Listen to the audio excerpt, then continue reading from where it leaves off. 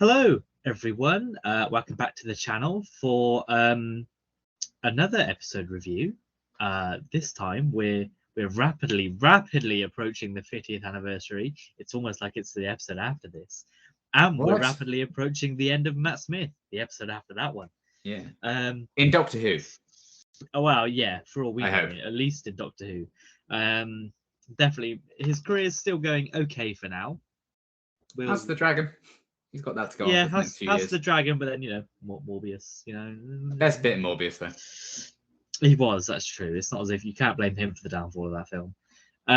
Everyone has their Morbius. Yes, everyone does have their Morbius. If you're new to the channel, this is where we talk about episodes of Doctor Who that we have seen before. Some of them, it's been a while since we've seen them, but I think for this one specifically, Name of the Doctor, I think it's probably one of the ones that we've seen the most of, and probably one of the ones we've seen most recently. So, if we've spoken about our thoughts before and you've heard those, they're probably not going to be too much different. But still, you might just want to know what do they think about Name of the Doctor, one of the most widely popular, one of the most popular episodes of Matt Smith's era. I think it is. Yeah, that's not controversial. No, I'd say it is. Naturally, there'll be some people that didn't like it, obviously, as there always is. Yeah. But this is our opinions. So if you've not seen the episode, I don't know why you won't have seen the episode if you're watching this, but if you've not seen it, this is the climax of Series 7, the beginning of the end for Matt Smith's run as the Doctor, the beginning of the 50th, the proper beginning of the 50th anniversary celebrations, I would say. We see the Doctor and Clara visit Trenzalore, which is the site of the Doctor's grave, supposed grave at this point. And he has to stop Richard E. Grant, who is the Great Intelligence once again, with his creepy Whispermen. Yes. Horrifying Whispermen. And we've also got appearances from Strax, Jenny, and Vastra, as well as River Song, who only makes sense that she appears in some form in Matt Smith's sort of finale, I guess. Yeah. Because you could count this, I guess you could count this one day and Time of the Doctor all as a three-parter. I would say a three-part finale. Yeah, if you wanted to, I think would be fair. But yes, and basically the whole point of this episode is they've got to stop Richard E. Grant from destroying the Doctor's timeline. And they do, and it also answers the question of how the hell has Clara been in Victorian England and as a Dalek? What happened there? All is revealed in this episode. I'm sure much to the well, I think most people were satisfied with the conclusion. I think there were some people that were not satisfied with the conclusion because of the implication of a woman having such a big impact on the Doctor's history. But yeah, it's so out of character for one to steal a TARDIS because it's more fun. They say, having never watched a single First Doctor story. Yes. And I don't blame them for not having watched a single First Doctor story, but I don't criticize it as much because I know that I've not seen it. I just know that it looks bad. So therefore, it must be bad. That's my surface level. TV did back then, so I can't. Yeah, exactly. Bad. But yes, as always, have you got an opinion? Did you like this episode? No, I don't. Thanks for watching, everyone. See you for the 50th. Everyone out of opinions now. 2 years. Sadly, like every Doctor Who fan, I do have an opinion. And my opinion is that this is one of my favorite episodes of Doctor Who ever. I think that's fair. The credits rolled, and I watched this last night, and I really sat there thinking, I might prefer this to The Doctor's Wife, which was a big revelation for me. So I'm still kind of, turning that about in my head, but I adore this episode. I genuinely wouldn't change a thing. There are things I'm like, that doesn't need to be in there. They could have done that differently, but I don't care.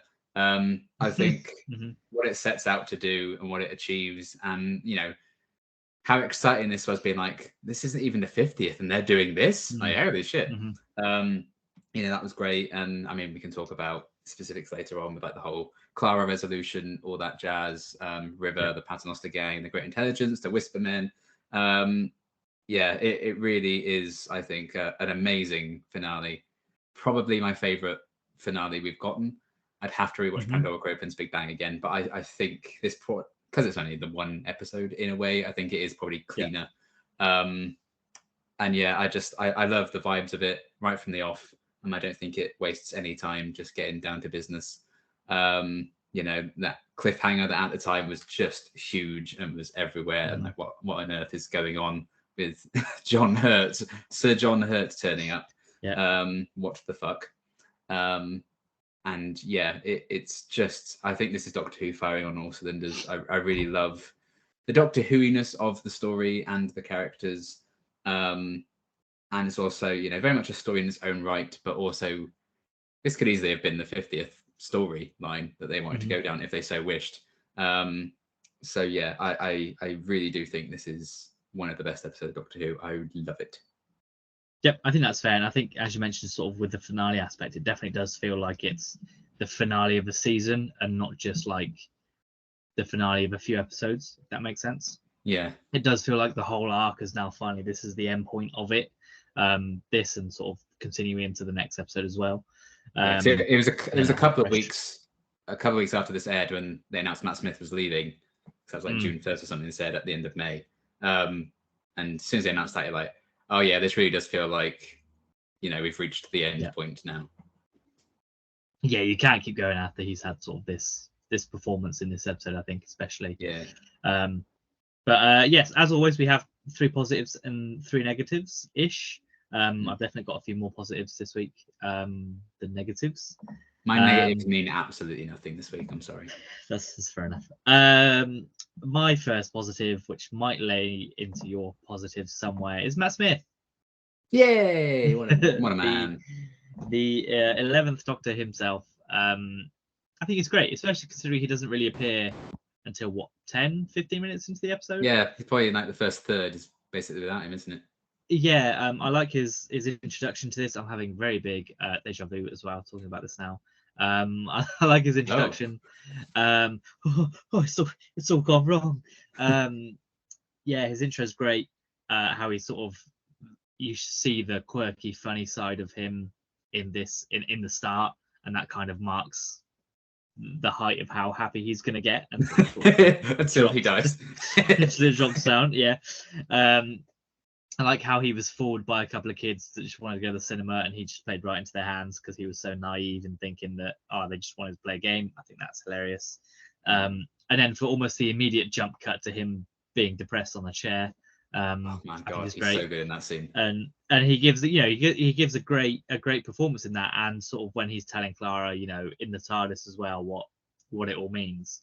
I think that's great. I think throughout this, when he's trying not to reveal his name at the TARDIS, it's great.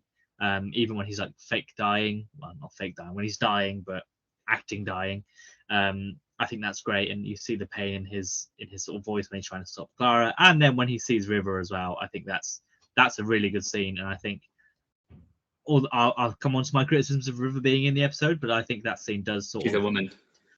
Is that the criticism?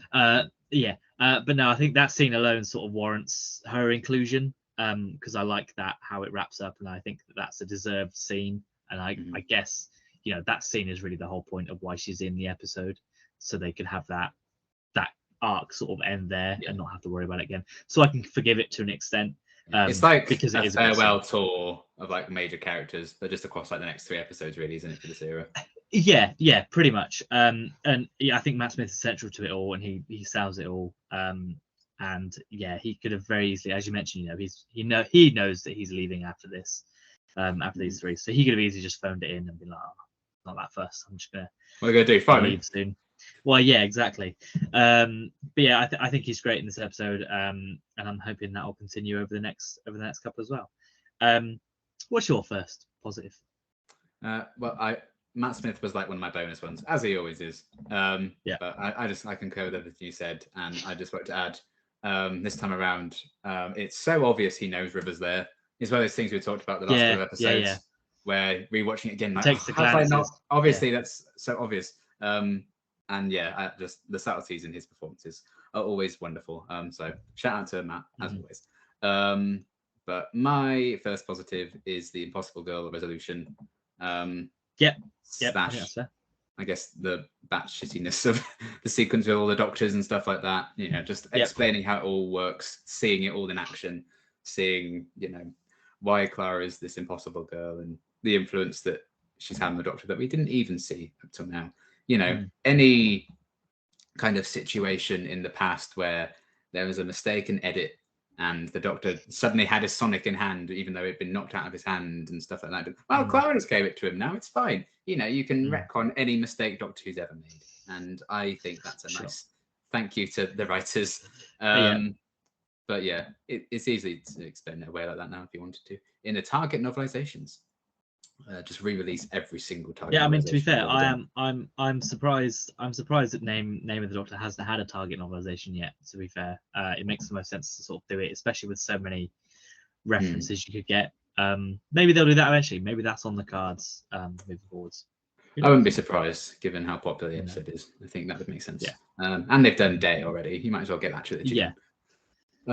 But yeah, I just think this is my favorite resolution to a story arc. I think it's so clever. The idea of being, you know, split across the timeline. As soon as they kind of explain what it is and the great intelligence goes into it and stuff like, okay, I see where this is going. But I still think the reveal of it's really cool.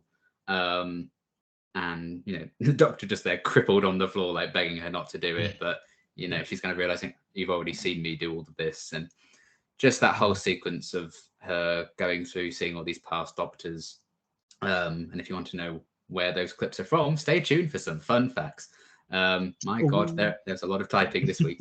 But I just think it's a really cool idea, especially, you know, building up to the 50th anniversary. You know, this is just, it's a great mystery in itself, but it's also, I think, the perfect kind of segue into celebrating the past of Doctor Who and moving forward into the future with the 50th. So, you know, I think it ties up wonderfully. It sets up, obviously, the big John Hurt reveal incredibly well as well. I think Jenna Coleman's fantastic in that whole sequence, particularly when she's then, you know, she goes through it when she's yeeted into this abyss of smoke. And I don't know where I am. You know, I think she's amazing in that scene as well. But it's just a very clever Doctor Who-y, you know, resolution to this mystery that's kind of been plaguing the last like 10 or so episodes. I think it's so cool. My jaw was on the floor when this episode started and we had the whole sequence with all the Doctors and stuff. And then when they come back round and revisit it again, once Clara's jumped in, you kind of see where all that was going. It's just, it's a brilliant idea. It's such a clever resolution. And yeah, I don't think I've ever been more satisfied by, you know, a payoff to a mystery in Doctor Who, and probably in TV in general, quite like the whole Impossible Girl thing. So yeah, I think it definitely rewards, you know, the 2 months or so you spent watching this series up to this point, kind of wondering what's going on. And yeah, it's a wonderful end to a wonderful story arc, which I know would get the pitchfork sharpened to a lot of Doctor Who fans that this is my favorite story arc. But I genuinely think it's inspired. Yeah, I mean, to be fair, I put my second positive is scale / story / nostalgia, because I didn't quite know how to phrase it all. But I think it works very well. I think if you do this outside of a 50th year, I think there might be some people going, "Oh, why are you just doing that? It's just nostalgia bait." Because this wasn't Stephen Moffat thought of this arc like after Asylum of the Daleks had been written. So it was definitely like, oh, this will lead us into the 50th quite nicely if we do this. Yeah, and it makes sense, and I like it. I just like it makes perfect sense. I mean, if you want someone to appear previously, you know, in Asylum of the Daleks and in Victorian London, be these different people, there's only a finite way you can have that story play out. They're either clones or there's time travel involved, and we see that effectively it's time travel and clones. So I think it's a very satisfying way to pay it off. I think at the time I was pretty lukewarm on it, mainly just because I was like, oh, maybe a little bit anticlimactic, because I was like, all right then. Moffat. Yeah, basically. But I'm man enough to admit when I'm wrong. And I like it. You know, I do think it plays quite nicely. I think what if they maybe thought about it a bit longer, maybe they could have had like her appear in the background of some other episodes, just sort of in this season, not like 7B but 7A. maybe you know, maybe just hidden away if they wanted. Oh, to she's in take one that in way. 5. Well, yeah, she's in, yeah. So you know, you could have had her just appear maybe in the back of. I'm thinking of A Town Called Mercy. There's just one of the people there, maybe. She's the girl who but knocks over the books. oh yeah, exactly. I mean, maybe she's the one that doesn't you save could, the Doctor. She's the yeah, anomaly. you could retcon it. You could say that if she didn't knock over the books, then she would, you know, there's that whole thing of, you know, Can you imagine if in that montage, let's just get back to all the Doctors thing, yeah, they just add in A Town yeah. Called Mercy, Well, where she picks up some books. you never That'd be know. You hilarious. never know. They do show her like from in the Victorian one where she's a baby to like a young girl to herself. So it clearly sets up that she's not just someone that appears as adult Clara and just knows what she's doing. It's just someone that naturally evolves in that time, and then happens to just coincide because that's how the time works. So yeah, I think, you know, if there was just more planning, but obviously then, you know, in 7A they didn't really know where they wanted to go with it, so it's fine. That's just a nice thing that they could retcon if they were to do any more 7A books, any 7A books. I don't think they've done anything from 7A yet, but they could add in, you know, little things there if they wanted to. So yeah, I just really like it. I think it is a nice way to round off, and it does feel like you've seen the whole of Series 7 and gone, yes, that is a good from very first episode Series 1. From Series 7 to this one. I mean, maybe again, you could still have her, you know, in the background of, I don't know, she'd been in Waterloo Road still by Series 1, so it doesn't matter. The new HD. Yeah, the remastered, because they've come out in HD already, so they're just doing this now because they've added Jenna Coleman into like 7 episodes. It's just Jenna Coleman in the back. She gets shot by a Dalek. It's the Clara cut of Series 1 to 4. Yeah, she's been replaced by one of the 2 game room operators that get shot. It's just her instead of one of them. Yeah. I mean, mate, you know, it is nice that you could go back in and add her in if you wanted to commit to the bit, especially in like Target novels and stuff. And there's so much more you could do with that if you wanted to have just spin-offs and all that kind of thing. And it makes sense. It doesn't really do too much too much to change like the history of Doctor Who anyway. It's not as if anything's really majorly changed.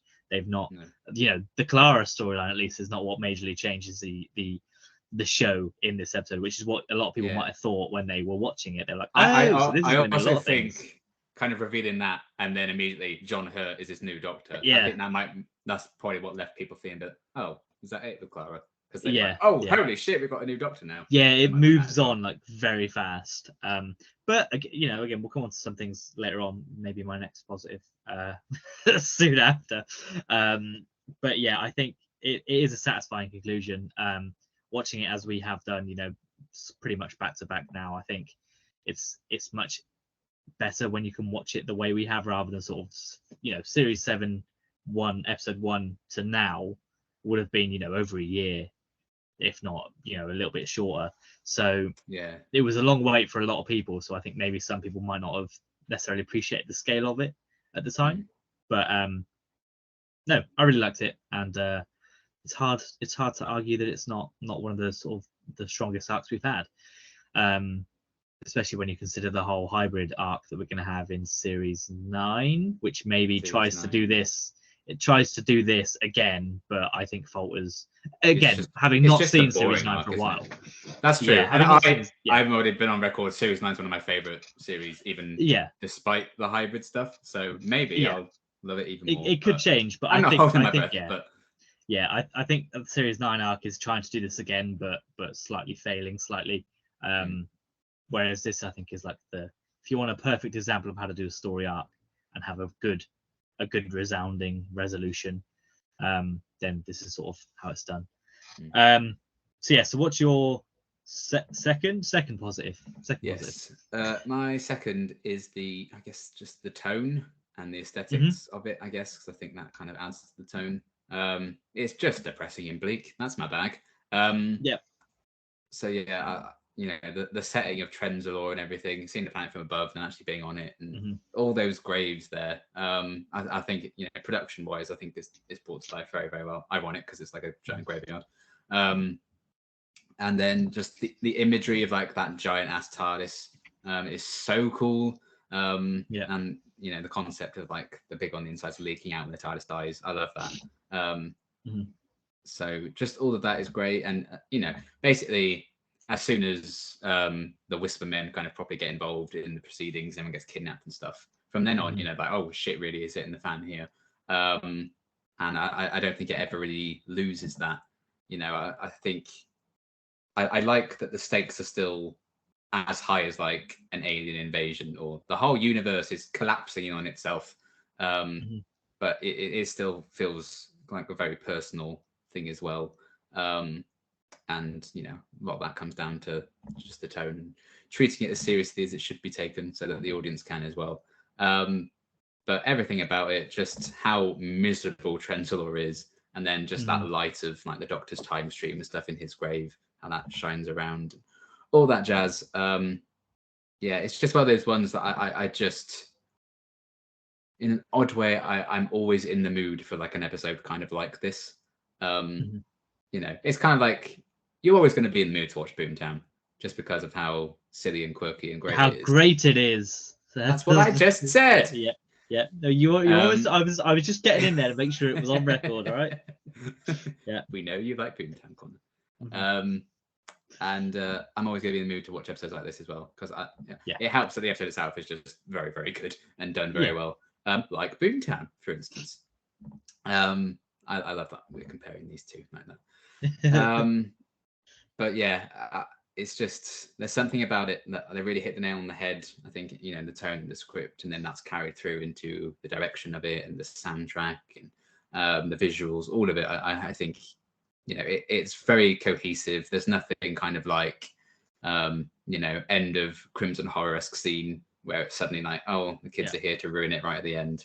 Or I'm still going to say it, Fugitive of the Jadoon halfway through, the whiplash that gives me to this day. I'm sorry, but it's true. I think the whiplash, and the two whiplashes in that episode, I think really it make it for me. The Jack return and then the reveal of the Fugitive Doctor. I think I'm just it's just so bizarre that I'm going that my arm still hurts. Down the stairs. My arm still hurts when you smacked it when you realised he was speaking. It's that meme of the guy coming out of that caravan door and falling down the stairs. That's how I feel whenever I watch that show. That's it. So constantly. That is what it is.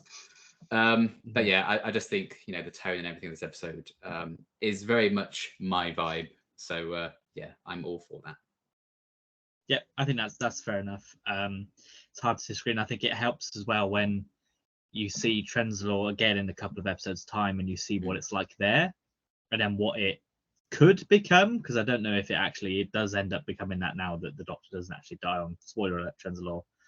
When that timeline, die, it's like a timeline doesn't exist anymore. Yeah, it spawns off here, but then when it's time of the Doctor time, it sort of goes whoop back the other way. But the fact that what that town was like, and what that war could have been, because you've seen an example of it in Time of the Doctor, so I think it helps that there's that as well. But obviously that's all in hindsight. You don't know that going into this episode, naturally. My final positive is the John Hurt reveal. That's my bonus one. I just think it's so iconic, and even like watching it now, I was like, oh my god, is that? Just when it goes, dude, like the music's like, dude, it's like, and he stood there, and I'm like, who's that? He's like, I don't know who that is. I'm like, and it's just so, the way his voice comes in first, and he's like, yeah, look, I did all this shit, and he's like, fuck you, I don't want to talk to you, I'm leaving. It's such an iconic voice as well that so many people would watch that thinking, holy fuck, that's John Hurt, what is going on? What the fuck is happening? And then he turns around, and people might criticize the John Hurt as the Doctor thing because it's just so whatever, but I think it works. If you get John Hurt as the Doctor, you're gonna do boom boom. And it's still to this day, I'm like, oh my god, I can't believe this is happening. It's just one of those things where you just see it and you go, every time it just blows my mind that they had the balls to do it and to keep it secret, and not, at least I wasn't aware of it when I watched it. I don't know whether it leaked out or not beforehand. I've got some fun facts about that. But I just really appreciated it. I really like it. And again, it goes back to the whole Fugitive of Jadoon thing when they do almost exactly the same thing there. I like that as well. And we've had this discussion a number of times. Whenever the show takes these bold moves to change its lore or to add depth to the characters, to the Time Lords, etc. I think it works. I think it's great. I think, as a show, it can't just be about a guy going around and doing other stuff. There has to be moments where they retrospectively look at themselves and see they have to come to terms with themselves, and we see that in a number of times. Boomtown again can be a little bit of an example, because he does, in that episode, he has to come to terms with himself to take the Slitheen back to and to effectively sentence him to death, and he has to come to terms with what he's doing. So I really like those episodes when they do that, and I think this, as iconic as it is anyway, just by itself, I think it could have been anyone else, but any other actor, not John Hurt, I think it still would have had the same impact. But for it to be an actor of that scale, I think it adds a level to it as well. Yeah, the first time that there's a new Doctor in it now, because now there's more Doctors than you've had hot dinners, the time of child and everything. But I remember so clearly being sat on the floor in my living room, back against the radiator because it was freezing fucking cold, and everyone was just like speechless when John Hurt turned up. It was insane. Even my sister, who actually Matt Smith is her favorite, so she did watch him kind of sporadically. But I think she was supposed to be going out to a party or something, and she was late because she stayed and watched the rest of the episode because she got sucked into it. What nerd. So, she's a massive nerd as well, to be fair. It's my dad's fault, but it genuinely is such an iconic moment for sure. And at the time I was like, what a stupid idea, they shouldn't have done that. There's 11 Doctors. I don't like that they've done it. And then you watch the video, and like, he was so good, I love him so much. I'm still of the opinion that I think Moffat did the best he could with the hand he was dealt with trying to get a Time Lord Doctor in. I still would have preferred Paul McGann to have had that role, but it's fine. I get why he wasn't chosen, and we do get him anyway. So, an early fun fact: Moffat did want McGann to do it after Eccleston said no, but the BBC said no. Well, there you go then. So bloody. And then they get angry when fans are like, "You can't do this with a new Doctor." What do you want, BBC? I know, right? It's ridiculous. But yeah, so I completely understand why he couldn't get who he wanted to, because he obviously would have wanted, first choice was obviously Eccleston. So I completely get it. And it makes the most sense if you want a big thing for the 50th to be your hook, to be your thing to get people in, and you want to get a big name in that's not just a villain. I'm thinking of the 60th here. You're getting Neil Patrick Harrison, who's probably going to be the villain. This is a good way of doing a similar situation to what they're doing in the 60th, but have him more embedded in the lore. I guess you could argue that David Tennant is. It's the same thing for the 60th. When they got David Tennant in, to be like, oh my god, David Tennant's the Doctor. It's the same thing. It's the big hook. It's the big marketing technique. But it works so well. It could have been easily just a cheap ploy, and then he'd not be utilized a lot in the next episode. And I think maybe that's also why this film works quite nicely. And again, it opens up the whole scope of, oh my god, are there other Doctors we don't know about? What did this Doctor do? All that kind of thing. And I just really like it. I like the idea that there could just be a Doctor that pops up from somewhere that is unknown. I think that's great, and we'll see. Maybe there will be other Doctors that pop up. Yeah. Who knows? Maybe no. Yeah. So we'll see. We'll see how that goes. Your final positive. My final positive. What have I gone for? I can't even remember. The Whispermen. Yeah, they're my one of my bonuses. Just such a cool design. Creepy bastards, honestly. Yeah. This man is messed up. But yeah, I just love the concept of them. Manipulating that murderer to just like, you need to remember these coordinates. Just disgusting. And I love the kind of presence they have in the episode. It kind of feels like those creatures from Rings of Akaten, who were like, it looks cool, they didn't do much. I feel like they're kind of a one-off villain, certainly not like the main villain of the episode, kind of like the foot soldiers, if you will. I think they are utilized in this much better, and have a really cool presence. There's a cool kind of concept to them, because they are kind of tied into the Great Intelligence, because when they're basically they're effectively his bodies, because he's obviously a disembodied thing. He lives within them, and so he can just inhabit whichever one he wants. And I think that's a good way you could bring them back as well if you wanted to, because it makes sense. But yeah. So yeah, I really enjoy all their designs, and how they're performed and everything. That first shot when like the Buster and Jenny are kind of going into the trance and like the camera just moves through their tape and you just see them in the window. You're like, oh! I always forget about that one. And when Vastra when Jenny comes into the corridor and you see it sort of walk past the window behind her, I'm like, no, thank you. It's horrible because I always remember the jump scare where it walks through River when she's talking to Clara. I'm like, I'm prepared for that one. It's like, but I always forget about the others. I'm like, so they get me every time. It's so good. But yeah, I think they're a really cool kind of like goon villain. You know, you think of like goons in the past, the Slabs, no. And then something like the Whispermen. Yeah, the Ood are iconic in their own right.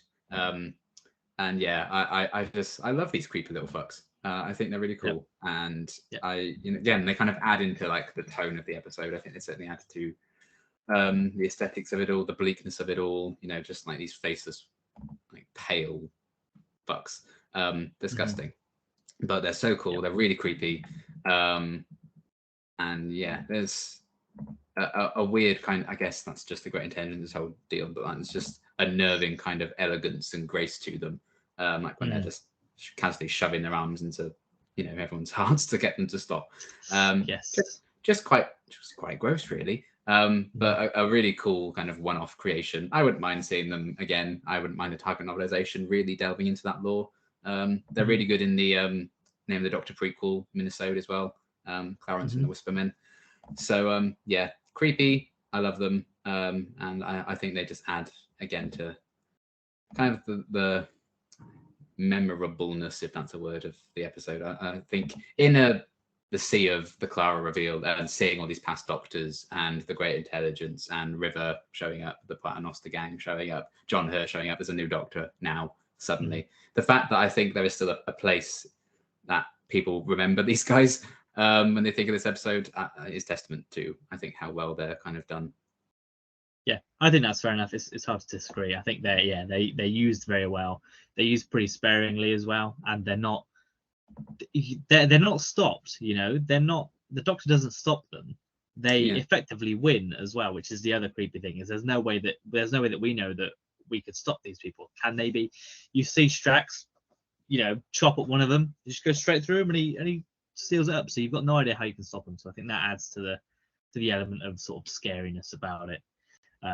Which really helps the ambience, the ambiance of the episode.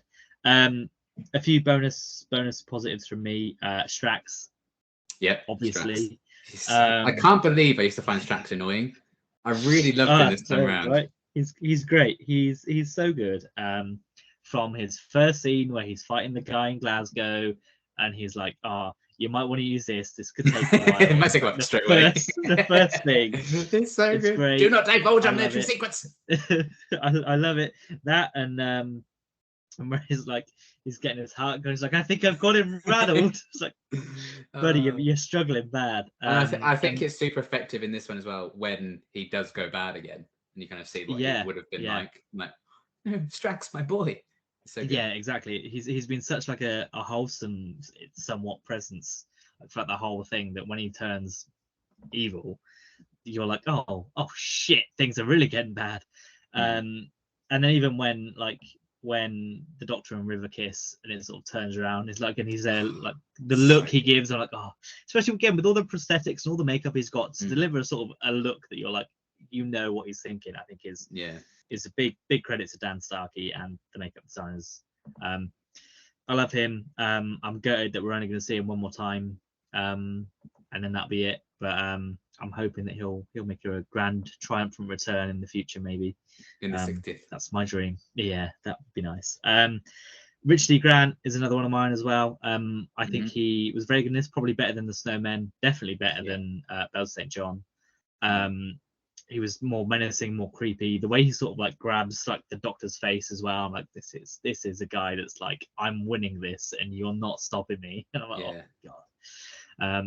I really appreciate that. I think he was given a lot more to do in this one. Kind of gutted again that he doesn't really have like more of a plan, and he just kind of wins so easily, and then he's kind of just, we don't really see him get stopped. I think is the only sort of main system. Yeah, he should have got in there, killed everyone, then jumped into the time stream. But he just assumes that there'll be no way to stop him once he steps in. So yeah, that's fine.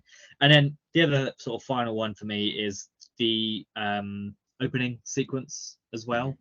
Not just like the nostalgia flashbacks, his or the other Doctors, but also the Gallifrey, the music, the zooming out of the little workshop to see the whole of Gallifrey. I think it's just that whole thing like immediately gives the whole episode just scale, because you're like, oh fuck, we're on Gallifrey. Oh, we're doing this. How the hell did we get there?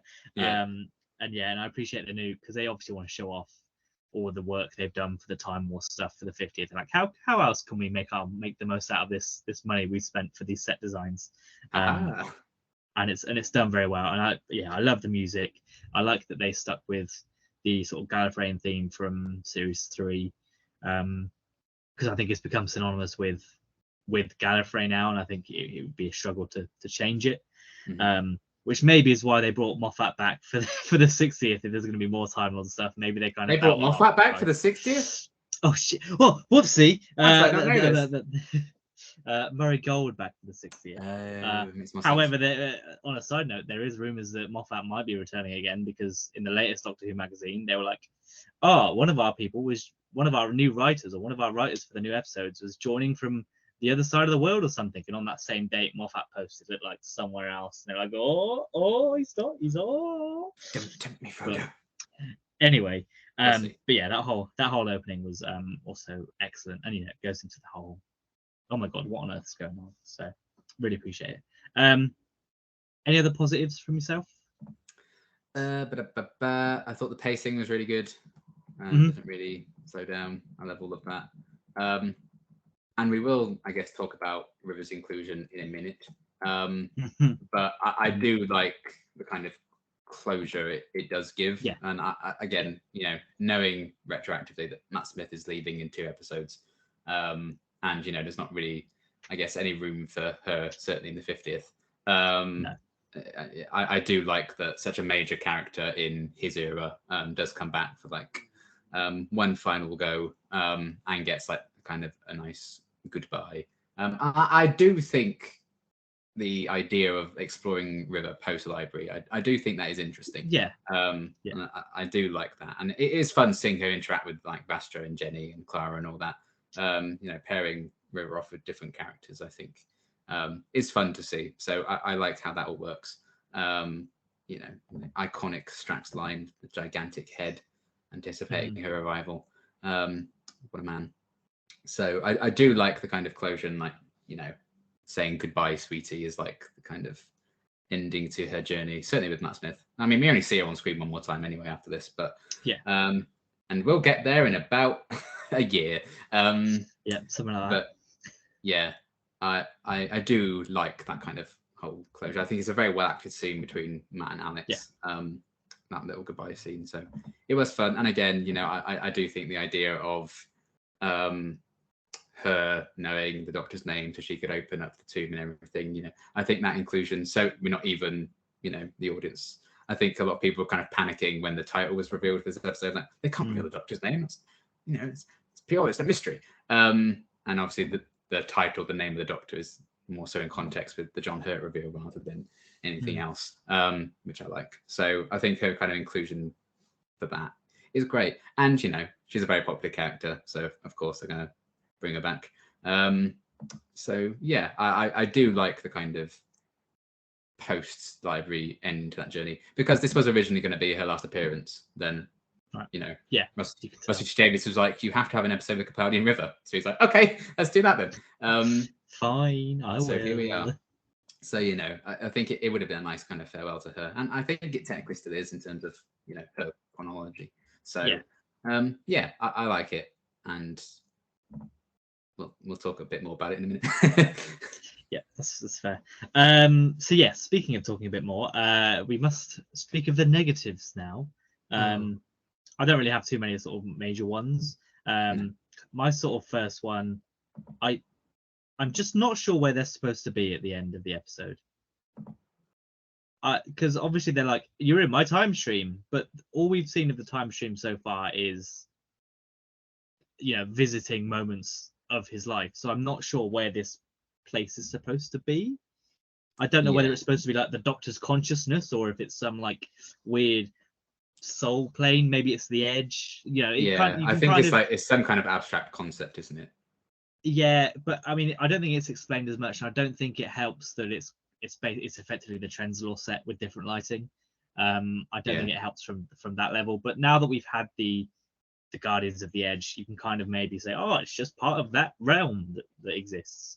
I think that's helped this a little bit. But when you're watching it, it's just kind of like, oh, she appears there. So how do they? What is this place? Where is it? What is this rocky alcove with some of the graves? And why are all these doctors running by and just being, whatever? It kind of makes sense when she's going through the timeline and you have that montage. And I know they have to have a place where they're like, oh my God, it's him, but not interact with him yet because that's next.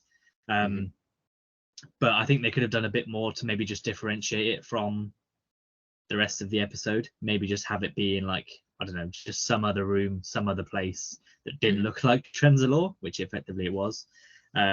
Again, maybe it's something that the target novelization could fix, could retroactively sort of make it a little bit more distinguished and a little bit more abstract, maybe.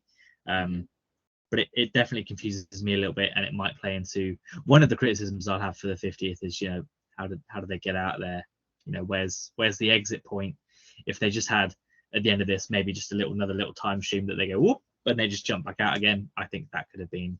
Maybe they were supposed to film something but couldn't have time, and maybe I'll talk about that in a minute because I think that criticism is bullshit. Yeah, well, in terms of looking at the episodes, I'm a bit like it's one more for the 50th rather than this one, because in this one they don't. Yeah, it's fine. They just walk off. People have been talking about that.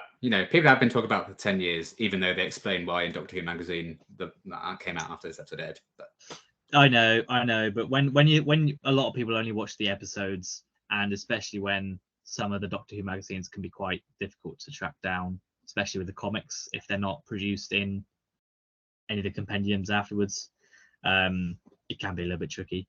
But I was at this point, I wasn't reading Doctor Who magazine. I was watching the episodes as they came. But at the same time, that doesn't play into this one. This is just I have no idea where they are. I just want to know. I just want a line saying, or no, not even a line, because they do have I'm in my time stream, but I just want something that distinguishes it from somewhere else. Just a different design choice, I think. But it's fine. I can take it. I can look over it. I can look over how did they get out, because I can imagine in my head that they just went. You say 10 years later, still talking about it. Yeah, I can get over it. I'm still annoyed about it. But I can accept it. But I'm still annoyed about it. I believe you. Yeah. It just needs just they've got so much. We'll come on to this. Where they've got so much dodgy green screen in this episode. All they need to do is put a dodgy green screen thing at the other end of the room while they walk out. Yeah, well, they should have done it. Do it now. Revamp Series 7 in your HD box set and put it in there. No, that's not the RTD, so I'm not going to do that. Of course, no. Yeah, sorry. Forgive me. I'm surprised they released Series 1 to 3 along with 4, to be honest. No. But I think, to be a tangent again, I think it's because effectively from the specials onwards, everything was in HD, wasn't it? Yeah. So they have the excuse to revamp it. But well, they have already released them in HD already, but I imagine they've done even more stuff to it. Hopefully there's something that justifies in a nice shiny box. Yeah, hopefully something justifies £55. Your first negative. What? My first negative. Yes. Again, these mean absolutely nothing because I really don't care. But as much as I do like the River Closion stuff, I do think she didn't need to be in it. It really is just. I think negative. Looking back, I think it's just because Matt Smith was leaving, and it's a nice thing to do to have her back in it. Maybe thinking it's our last chance to do it. So it's fine. And again, I say that, but I like what they do with her in it, and I wouldn't change it really. But I need negatives, so I can recognize that she doesn't necessarily add too much to the episode. Yeah, I just think it could have been a better way they could have done it. I have no qualms of her being in the episode. I just don't know why they had to make it the library, post-library, and why it had to be like a psychic link with Clara. I don't know why she just couldn't be there. Yeah. Why she just couldn't be visiting the Paternoster gang and then just be abducted at the same time. because it's not like it's not like they don't do that where they go back along her timeline. It's not like that's the whole point of her character. I can only assume Alex Kingston was really busy, and this is not the only way they could feasibly do it. Yeah. There's probably certain behind the scenes about it, but yeah, she would have been filming Arrow at this point, to be fair. So maybe it was something to do with that. Yeah, maybe, but yeah, I mean, I do like the last scene with the two of them, but I think that, yeah, I just don't know why it's like, oh, it's like, I always see you. It's like, well, if you always see them, why does it matter then if she's still psychically linked with Clara? And I'm like, what? How did what? You know, there's a whole thing. I think it just could have been finessed slightly better. Just take out the thing about her being part of the library. Just have her just show up and then be like, oh, they took me from my prison cell. I don't know, something like that. You don't have to be like, I'm in the library, because you don't show her in the library anyway. So it's not like you need that. Also at the start there was a big, I've written in my notes, big Rose meets Sarah Jane vibes at the start, and I'm so glad that they don't go down that route. Right. River's sort of like, oh, didn't say I'm a woman, you know, that kind of thing. And I'm so glad they just sort of avoided that, because it didn't work in School Reunion, and I don't think it would have worked in this one, which is good. I'm glad. I wonder if this episode passes the Bechdel test. With them, maybe with them talking about someone other than a man, because I guess Clara and River only talk about the Doctor together, didn't they? Yeah, that's when Jenny, I guess. Yeah, unless they're technically talking about a murderer and then Strax and then the Doctor. So all men. You're right. I guess we should cancel this era. That's a negative. The two women don't talk about other stuff. They have to focus on men. God, how dare they? But yeah, must be a very good episode, huh? Yeah. If this is where we're at. Yeah, River Songs was my second one. So what be your second one? I think it would have been cool to see maybe more of an impact of what the Great Intelligence does to the time stream. Yeah. I never see like stars going out and stuff, and I know the whole concept of what if the Doctor lost is like turn left, and they have a whole episode on that idea, and this is like a 5-minute thing. I know, you know, Strax turns even stuff, and that's quite cool. But maybe again, if the episode was like an hour long or something, I'm sure they could have done something with that, other than just going outside and seeing all the stars are going out. But you know, it's not necessarily the point, is it? Because the point is for me to get Clara into that time stream. So, you know, it would have been fun to maybe see some of that, but I guess, you know, what new things could you do with that concept, I suppose. Yeah, and then if you delve too deep into that, then you're not really going to get the cool montage, are you? Because he's going to go back to the first Doctor. Yeah. And then that'll be it. So there's not really any point, unless he's going back on the timeline, so he's just stopping in reverse. I don't know, but yeah, I do get what your point. It would be cool, and again, maybe there's something in a Target novelization they could do where they do a bit more, that he visited him on whatever planet when he was doing this and he did this, you know. But yeah, fair enough. My final negative is there's some dodgy green screen at times. That's mine as well. But I'm not really talking about the montages either. I think they're done pretty well, and I can accept any sort of dodginess in there, but I think overall they're done okay. Yeah, to blend like footage from the 60s with present day stuff, they did pretty admirably. Yeah, I think that works fine. My main ones are sort of, I think it's especially when they see River Song's grave for the first time. It's just like a river, and then it cuts to like Matt Smith looking at grave.png, and then he appears at the grave, and I'm like, there's just like, it's as if they didn't get the shot of him looking at it on set, so they had to just kind of reverse engineer one, or maybe the graves weren't ready when he was filming that scene. I assume so, because even like there's just a close-up of like him like stroking her name. That could have been anyone. That may not have been exactly.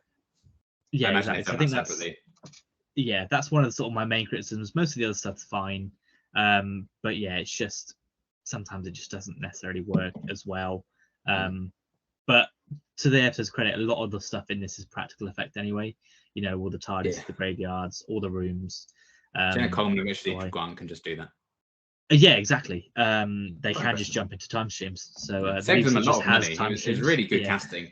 Yeah, they knew this from as soon as they cast them. They're like, these are the only two actors that can do this. We've got to get on with it. So we have to get them on board here. Yeah, but I think it works overall pretty well with the whole episode and how it's done. It's just there's a few instances of the green screen where there's a little bit of a fun time to be had, but other than that, it's fine. So yeah, was that your other negative, your final one? Yeah, just it's been 10 years, so that's kind of unfortunate as well. But even at the time, I think there's I mean, of course, we know that Clara's not actually in all those places because that footage is 50 years old. So that's also not going to help, is it? But some of it has maybe not aged the best. Yeah, that's fair enough. If I'm pushed for an additional negative, it's there's one bit where I got Sir Digby Chicken Caesar vibes. From Mitchell and Webb. Is it Mitchell and Webb? The homeless guy that's like Sherlock Holmes. Yeah, I know who you're talking about. And it's when like the doctor, Richard E. Grant goes into the timeline. And he falls down. Falls over. And it's like, whoa! That whole thing. I was like, I thought that bit is a weird shot. Yeah. They just take me out of it every time I see those shots. That's because it only happens at one time, and then that's the other thing. You don't need to do it. Just have him fall over. Don't give him the little harness to do that. But director's got to direct, I guess. It's not appreciated. And if you don't know Sir Digby Chicken Caesar, go ahead and YouTube it and watch. Congratulations. And, first of all, you made it this far. Congrats. But secondly, if you want to find out, go and watch because it's hilarious. It's a hilarious bit, in my opinion. I assume you've got no other negative points to hit on. I barely had those three. No, yeah, fair enough. For Strax, I did also like the "Have you gone a darker shade of green?" Yes, that's a good line. Appreciated that. I think I liked the twist where they're talking about the grave or his secret, and they're like, "You fucking idiots! It's my grave they found." You fools! Learn English. God's sake, I appreciate that. Maybe not the forcing of the souffle line in. They were like, "Oh, don't forget." You don't need that. Souffles. No. Just her making a souffle is enough. I like how because like the souffle isn't the souffle is a recipe. That's really cool. But to be like souffle girl, no. Yeah. No. You're so uncool, and Clara. She's not whisking anything. There's nothing in that bowl. She's not doing anything. There's nothing. Don't lie to me. Oh God. And then also sometimes the size leaks out when a TARDIS is dying. I've seen a lot of people after the episode be like, "Oh, fucking Ninth Doctor, that TARDIS would have been massive in London if he'd left it there."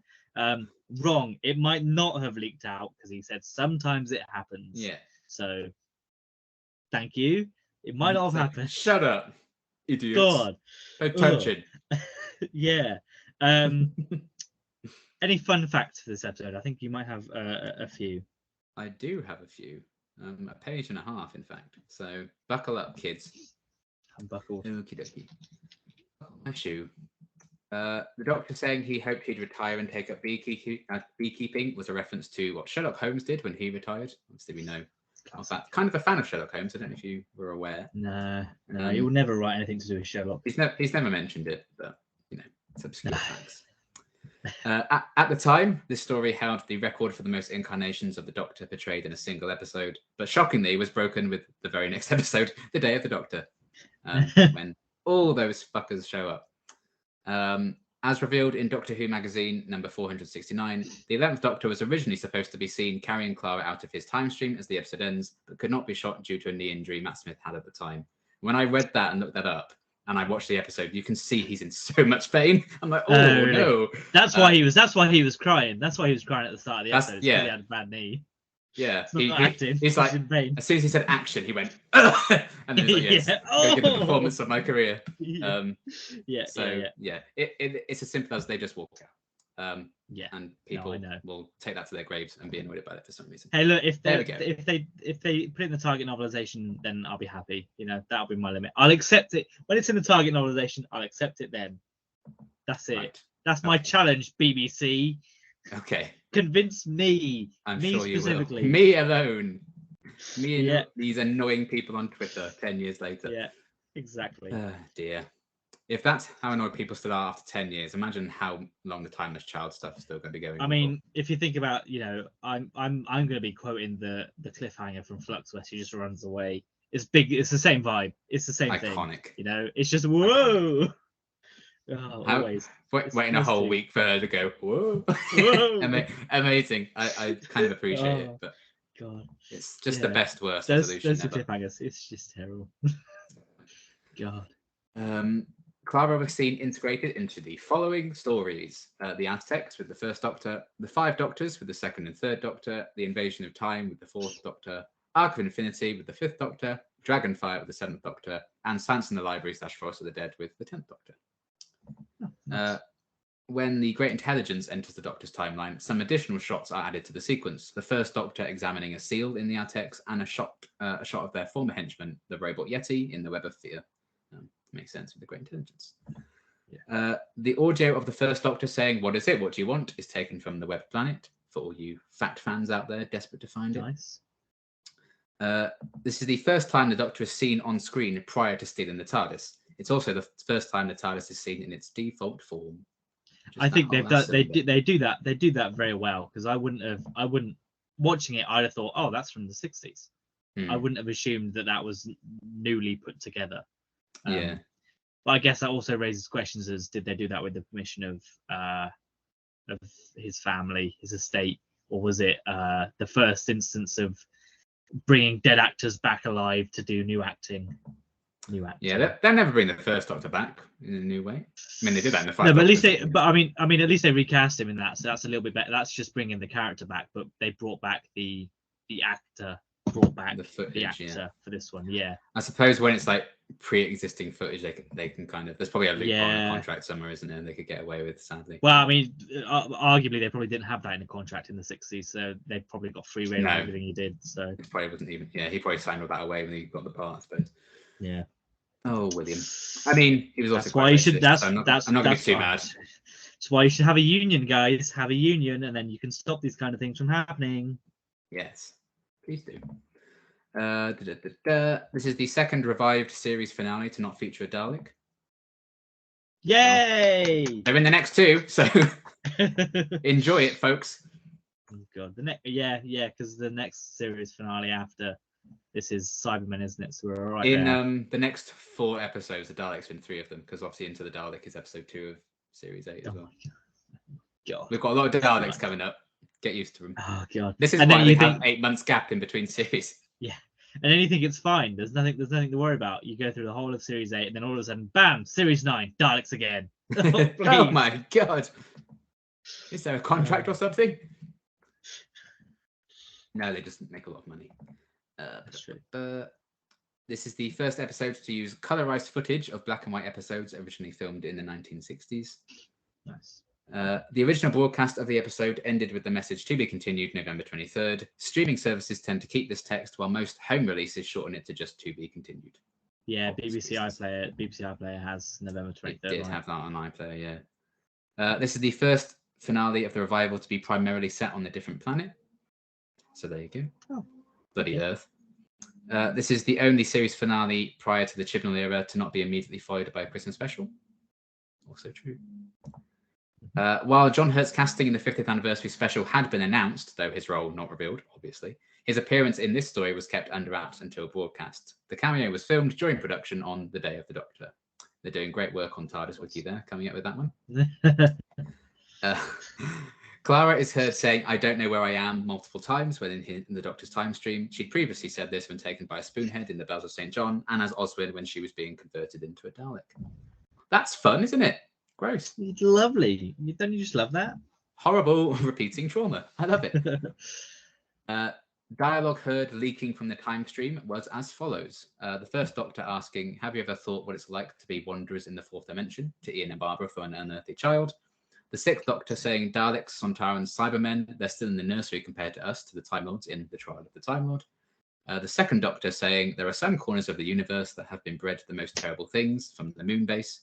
The 4th Doctor saying, "Do I have the right?" to Sarah Jane in Genesis of the Daleks. The 9th Doctor saying, "Absolutely fantastic," to Rose Tyler in The Parting of the Ways.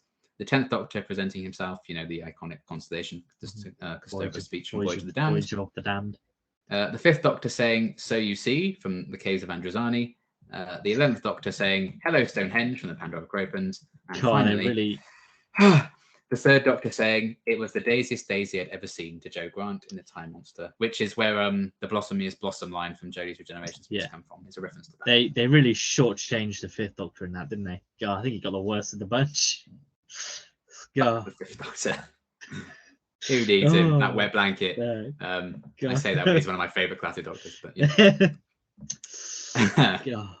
He started a Doctor Who dynasty, is what he's done. So you can't really complain anymore. That's true. Yes. The concept of time travel leaving scars in the universe was alluded to by the Doctor and a member of the Gallifreyan Council in The End of Time. So all these Time Lord stuff coming back together, I suppose.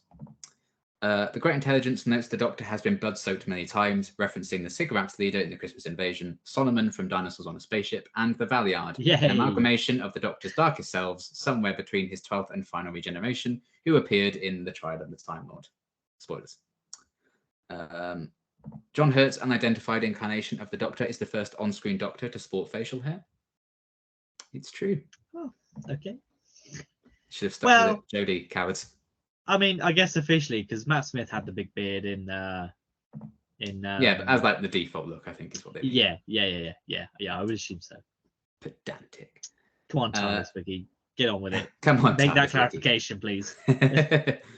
Moffat created the Whisper Men as he wanted an original monster to feature in the finale after a season featuring plenty of classic monsters. He wanted them to appear almost faceless to reflect the episode that looks forward and back. Well, they're disgusting, so I hope you're happy.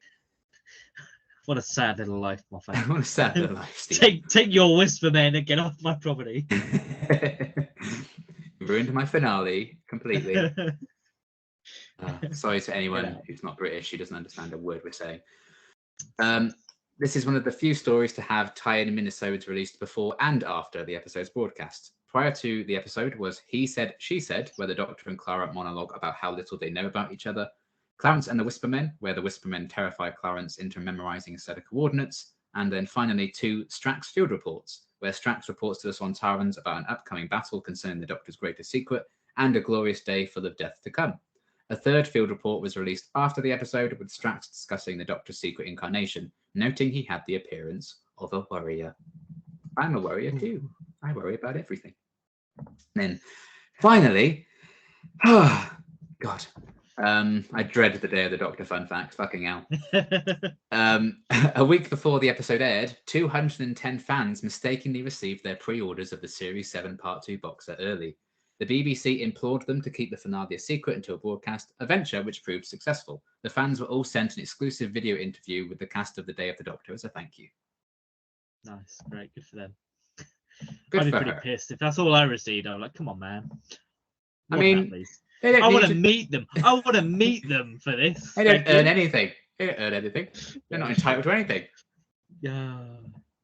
So, well, you can hold the BBC to ransom for that, easily. Oh, yeah, definitely. That's true. Yeah. Lovely fun facts. Last thing to do this week then for Name of the Doctor. Out of 10, what are you giving the episode? 9.5 from me. It is a 9 from me. Nice. So pretty close. Not close enough. Sorry. No, it's not. So next up, we will almost definitely. Yeah, what's the next one?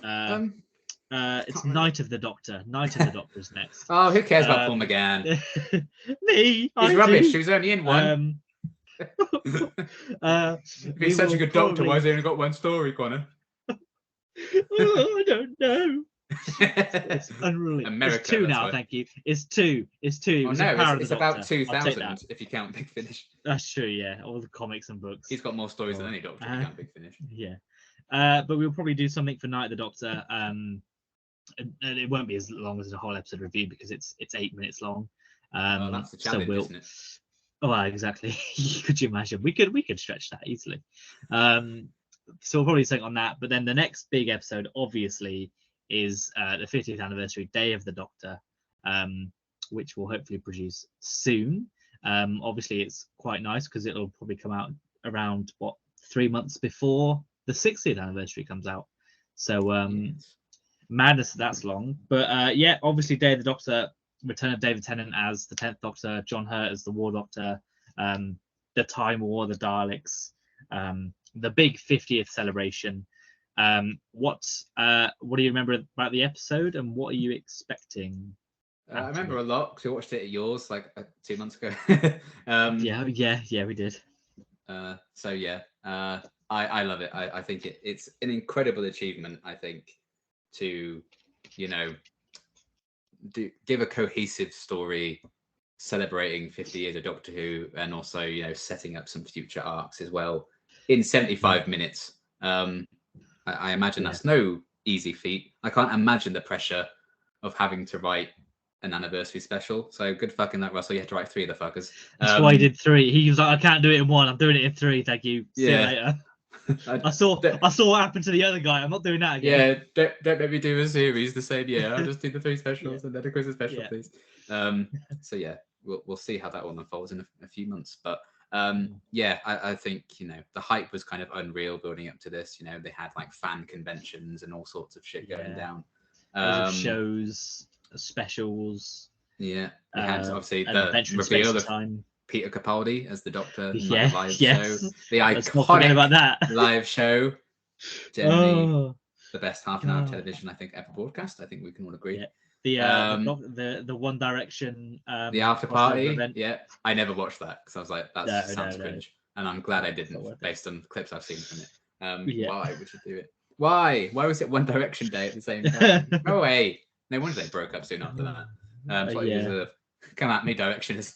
But yeah, I think it's, you know, an amazing episode. It's so weird to talk about like the hype of David Tennant coming back when he's the Doctor. Yeah, he's just the Doctor. I'm like, oh, okay. But Yeah. I guess he's 10 in this rather than 14. Yes. It's gonna be the same. But it, you know, the hype for him to come back. You know, he'd been away for 3 years, so it was very, very exciting times. Just 3 years. Just 3 years. Oh Yeah. my God. Absolutely hilarious. That's no time at all, isn't it? And No, yeah, not in the context of it being 10 years now. 10 years since Matt left, and how long? 6 since Capaldi left. Nearly a year since Jodie left. In 2 months, it'll be a year since Power the Doctor. God, how disgusting is that? This is the longest we've gone without Doctor Who since it came back. Like, it's disgusting. But soon. And yeah, I really, you know, I love bringing Kate Stewart back into the fold. The introduction of Osgood. Yeah. Billy Piper, your favorite aspect of the 50th, I'm sure, is Billy Piper's forgot about that. But you know, it's 50 years. She's popular, I guess. But I you know, I like the moment as a character in there. And, you know, it's just it's so fun to see all those Doctors interact. And you know, I think John Hurt is fantastic in it as well. Tom Baker showing up at the end, you know, the biggest surprise of all. First time and probably only time he's ever going to reprise the role after he first left. Well, arguably he's not even reprising the role, is he? He's playing a new character anyway. He's not even reprising his 4th Doctor role. This is true. So unless Big Finish has revealed something that I don't know. Yeah, I mean, maybe. Which is probably what they've done, because Colin Baker's also the curator now. So yeah, the curator and the 4th Doctor have probably met at some point. I'm almost sure that they will have done that. There's no way they've not. If not, they're going to get it in the bag pretty soon, I'm sure. They probably recorded it about a year ago, whatever it was. Yeah. So yeah, you know, there's so much to love. All the Doctors showing up, I probably would say is the best moment in Doctor Who. It's so hyped. I remember watching this. This is the first ever episode we watched together. Airing it was live. The first ever episode we watched for the first time. We've actually watched a fair few for the first time since then, but that was the first. So yeah, the hype was insane, and it always does remind me of that period of time when I watched the episode, because that was quite something. And obviously, you know, that shot of Capaldi coming up a bit early as well. Like, holy fuck. There's so much to love about it. I'm intrigued to see. Well, I'm not that intrigued to see how I feel about it, because I kind of know, because we didn't watch it all that long ago. But you know, I think with the restrictions that were put in place from the BBC, and you know, just the limited run time, and still wanting to make a cohesive story play out. You know, it's an amazing episode, an amazing achievement. You know, is it the best episode of Doctor Who ever? I wouldn't say so. But it needs to be a celebration of Doctor Who first and foremost, and I think it absolutely was that. And I look forward to watching it again, because it's always a fun one. Yeah, I think that's fair, and I think it's the unenviable task of you're not going to keep everyone happy with this because you're not going to include some things, and some things you are like. I know obviously a big criticism of this one is obviously that it doesn't actually include that much returning things. They have pictures of things and props and stuff, but there's no like proper returning characters. Unlike, because some would argue that Power of the Doctor is more of the 50th than the 50th because it's got all the companions and all the other Doctors and all that thing. And then especially when you've got the 5-ish Doctors that comes out around the same time, which just highlights that a little bit more. Which in hindsight is a little bit unfair on the episode and on Moffat to be like, oh yeah, why aren't you including us? It kind of just gets that crowd. Well, it's all in good humour, isn't it? Because Moffat's in that, taking the piss out of himself. There is that element, and maybe that's. And at the end of the day, Moffat did want the old Doctors in it. The BBC said no. So yeah. It's weird that they said that and then yet let Peter Davison make the 5-ish Doctors. Like, I'm not sure they knew what they wanted from this. Well, I mean, in theory, they could have done the 5-ish Doctors off their own backs. They didn't necessarily. I suppose they wouldn't really have needed the BBC's permission, would they? They could have just gone out and done it. End up on set of the 50th and everything, though. Yeah, I know, but maybe that was the case of we're going to do this anyway, whether you like it or not. And then the BBC went, "Oh, all right, then I guess we'll." Yeah, it's actually. We're being held to ransom by the old guys. Oh no! The footage where David Tennant just leaves the door open so they can sneak in. That was just legitimately. That wasn't in a script or anything. It's all filmed. Yeah, maybe. But yeah, it's unenviable. They so much is riding on this. It had a big cinema release. It was a whole big thing. And yeah, I'm just looking forward to rewatching it just because I like the episode. I'm sure, as you mentioned, it's not the perfect episode of Doctor Who. I'm sure we'll be able to come up with some issues, but it's not the perfect episode, but it is the perfect episode if that makes sense. I think. Yeah, it's the perfect episode what it needed to be. They could make in 2013 with everything going on around it. I think. Yeah, and the same way that Power of the Doctor is at the same time also a perfect episode for what it needs to be for the centenary and stuff. But yes, that will be it for now then. We'll be back next time with some videos at some point. Bye. Bye.